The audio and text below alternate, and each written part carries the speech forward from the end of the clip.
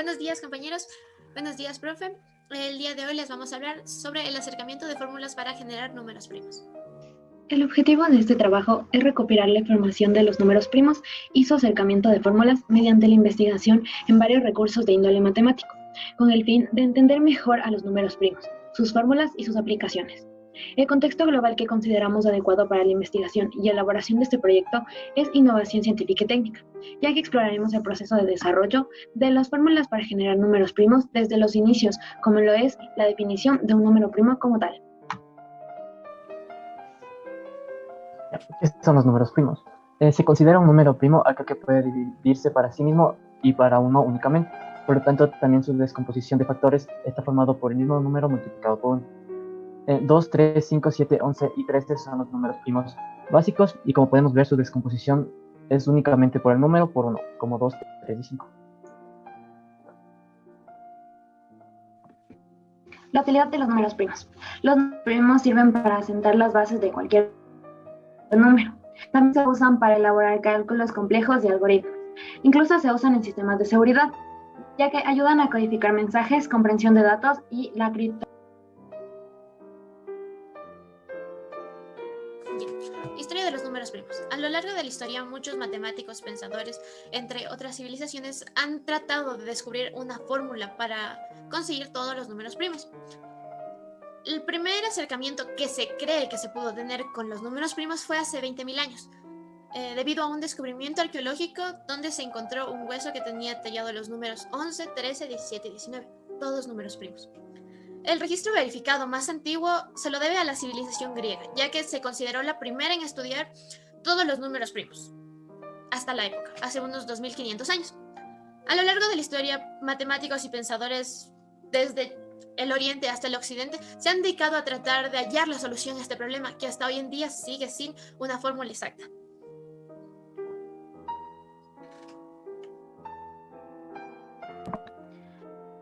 Yo les voy a presentar la fórmula n al cuadrado más n más 41.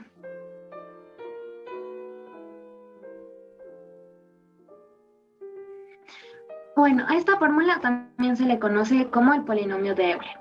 Sirve para generar algunos números primos y esta fórmula solo funciona hasta cuando n es menor que 40.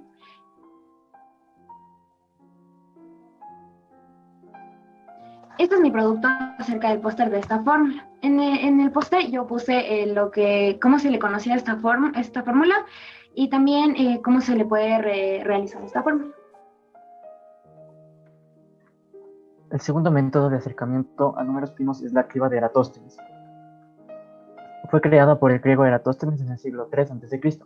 Esta da una prueba del teorema fundamental de la aritmética, la cual es: todo entero puede escribirse como un producto de números primos de una manera esencialmente única.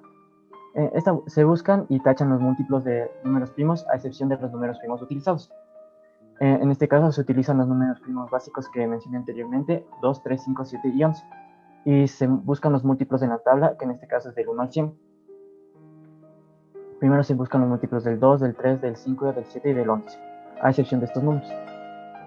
Para saber con cuál número parar de buscar, se tiene que elevar al cuadrado el número primo estimado, que en este caso es 11, y el resultado tiene que ser mayor al número mayor de la tabla, que en este caso es 100, dando como resultado todos los números que no fueron tachados como números primos entre 1 y 100. Este es el póster de la criba de Eratóstenes, donde explica en la historia, el proceso y los resultados. Aquí tenemos la fórmula de Pierre de Fermat.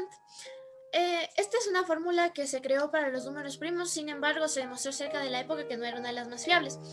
La fórmula se expresa de la siguiente manera: 2 elevado a la 2 elevado a la n más 1, siendo n cualquier número de 0 a 4. En ese tiempo era cualquier número, sin embargo, con el paso del tiempo y como les explicaré, se demostró que solo funcionaba del 0 al 4. Cabe recalcar que Fermat, Euler y Mersenef eran pensadores, investigadores, matemáticos contemporáneos que participaron o contribuyeron en esta materia del acercamiento de fórmulas de números primos.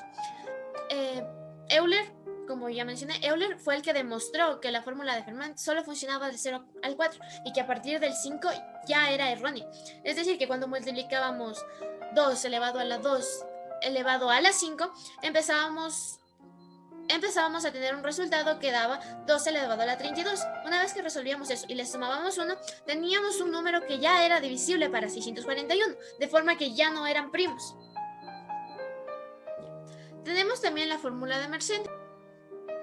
Mersenne planteó la siguiente fórmula: 2 elevado a la p menos 1. Sin embargo, él era consciente de que él no había logrado encontrar una fórmula para sacar todos los números primos, así que se dedicó a estudiar simplemente esta expresión.